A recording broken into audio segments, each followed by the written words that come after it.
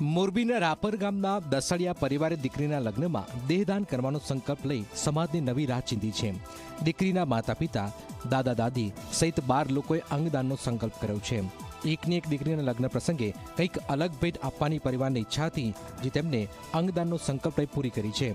મૃત્યુ પછી તેમના શરીરના અંગો અન્ય લોકોને જીવનદાન રૂપી સાબિત થાય તે માટે આ અંગદાનનો સંકલ્પ કરાયો છે, જેને સાંસદ અને સમાજના શ્રેષ્ઠીઓ પણ વધાવ્યું છે।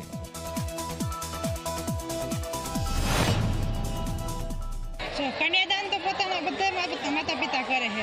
આજે મારા લગ્નના દિવસે મારા મમ્મી પપ્પાએ છે કે અંગદાતાનું આયોજન કર્યું છે, એ મને આજીવન યાદ રહેશે। કન્યાદાન કર્યું તો સાથે સાથે અમે બધાએ અંગદાનનું પણ વિચાર્યું છે, એટલે અમારા ભાઈ ભાભીએ વિચાર્યું એ બહુ સારું છે।